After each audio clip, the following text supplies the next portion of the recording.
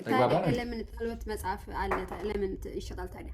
የጸሎት መጽሐፍ ይኸው አንቺ በመዝሙረ ዳዊት ትጸልይ እንዴ? ልክ እንደዛ ሁሉ ነው እኛ የምንጸልየው ነው የምልሽ። ልክ በመዝሙረ ዳዊት እኛ የለንማ መጽሐፍ፣ እኛ የለንም፣ የጸሎት መጽሐፍ የለንም። ስንበረከክ እንዳልኩት በእግዚአብሔር መንፈስ ነው የምንመራው እኛ። መዝሙረ ዳዊትስ በዚህ መንፈስ እንግዲህ ይሄ ወንድማችን የጸሎት መጽሐፍቶችን ከእግዚአብሔር ቃል ጋር ምንም ለውጥ የላቸውም። ምክንያቱም እናንተ ቢሆን በመዝሙረ ዳዊት መጽሐፍት ላይ በተጻፉ ጸሎቶች እናንተም ደግሞ በእግዚአብሔር ፊት ጸልያላችሁ አይነት አርጊውመንት እያቀረበ ነው ያለውና በተጻፈ መጽሐፍ ምንም ልዩነት የለውም። ሁለቱ መጽሐፍት ናቸው። ስለዚህ እነኝን መጽሐፍቶች ብንጸልያቸው ችግር የለም እያለን ያለው። ትልቁ ችግር የሚመነጨው እዚህ ጋር ነው። መዝሙረ ዳዊት ላይ ያለው የጸሎት ሐሳብ ምን አይነት ሐሳብ ነው ነው ጥያቄው። መነሳት ያለበት ይሄ ነው። መዝሙረ ዳዊት ላይ የፍጡር የሆነውን ነገር እያነሱ ለፍጡር የሚጸለይበት የጸሎት ሐሳብ አለ ወይ ነው። ወደ ፍጡር የሚጸለይ የጸሎት ሐሳብ አለ ወይ ነው። ባጭሩ የለም ነው። መጽሐፍ ቅዱስ ውስጥ አንድም ቦታ ላይ ሰዎች ወደ ፍጡር ጸሎት ሲያደርጉ አይተናናቅም። መጽሐፍ ቅዱስም ደግሞ አያስተምርም።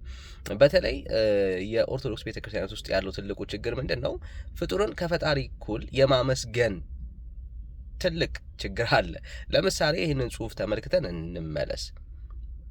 ከላይ እንዳያችሁት ምስጋና ለአብ ይሰጣል፣ ለወልድ ይሰጣል፣ ለመንፈስ ቅዱስ ይሰጣል። ቀጥሎ ሁለት ፍጡራን አሉ የሚመሰገኑ የአምላክ ምስጋና የሚገባቸው።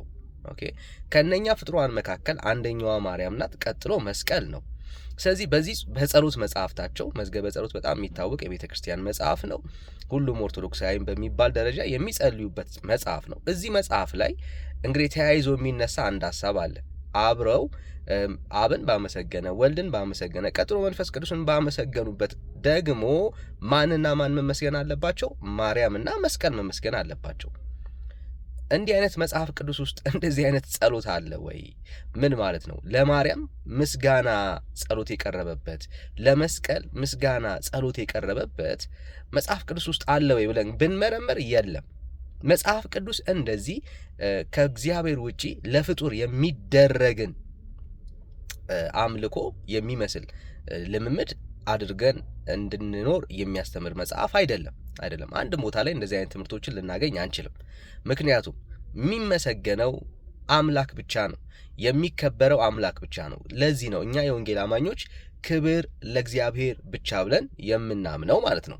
ምክንያቱም አምላካችን በራሱ ሊመሰገን የተገባ ከሱ ጋር ደግሞ ተወዳጅቶ ሌላ የእግዚአብሔር ክብር የሚገባቸው ምስጋናችን የሚገባቸው ዝማሪያችን የሚገባቸው የሆነ ነገር ስላደረጉልን ለነሱ ደግሞ ምላሽ የምንሰጣቸው ጣዖታቶች የሉንም።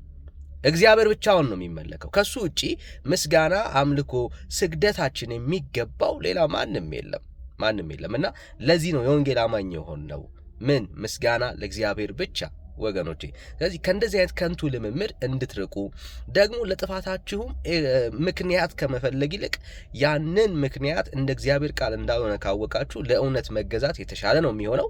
የጌታ ጸጋና ሰላም ይብዛላችሁ። ተባረኩ።